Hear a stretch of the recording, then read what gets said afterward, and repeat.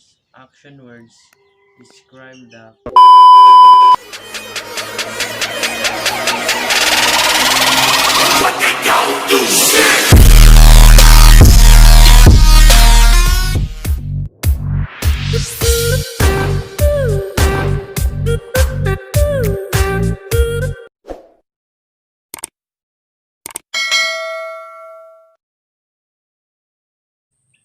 What is Bloom Taxonomy of 1956? Taxonomy of educational objectives, also known as Bloom's taxonomy, is a framework elaborated by Bloom. It is a set of three hierarchical models used to classify educational learning objectives into level of complexity and specificity. Bloom's taxonomy consists of three various domains such as cognitive, affective, and psychomotor. What is the difference from the revised Bloom Taxonomy of 2001 to the later? Since the revised Bloom's taxonomy underscored this dynamism, using verb and gerund to label their categories and subcategories. Action words describe the cognitive processes by which thinker encounter and work with knowledge. The main difference of the Bloom taxonomy of 1956 and the revised of 2001 in the transition of the major categories from the noun to verb. In the original Bloom's taxonomy, the first level is Knowledge. followed by the comprehension, application, analysis, synthesis, and lastly the evaluation.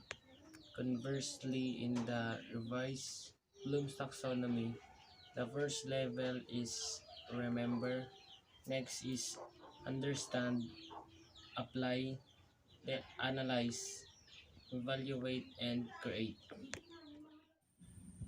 We can see here that the fifth level in the original is in the sixth level in the revised and vice versa.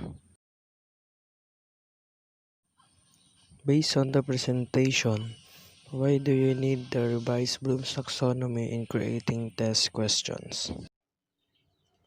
We use the revised Bloom's taxonomy in creating test questions because of the author's clarifying points such as objectives, learning goals are important in the teachers, students alike understand the purpose. Organizing objectives to clarify with the teachers and students, and having an organized set of objectives helps teachers to plan and deliver appropriate instruction design, valid assessment, and ensure that instructions are aligned with the objectives. Based on the presentation, create at least two questions per cognitive level and explain why it belongs to the level. Remembering, what is the type of test? How would you describe the characters in the story? The answer for these questions involve the remembering and recalling the past lesson. Understanding, how would you compare noun from pronoun? Explain the difference of Bloom's taxonomy of 1956 and the revised from 2001. In this type of level, you can demonstrate the understanding of information by explaining. Applying. What would be the result if you use Bloom's taxonomy in writing questions? How would you use the questions in your students? These questions belong to this level because this is using the information in another situation. Analysis. Why Anderson and Cratwell revised the Bloom's taxonomy? What are the points of differentiate the Bloom's taxonomy of 1956 and 2001? It is belong to this level because these two questions is all about differentiating, recognizing, and attributing. Evaluating. How could you select the student's ranking?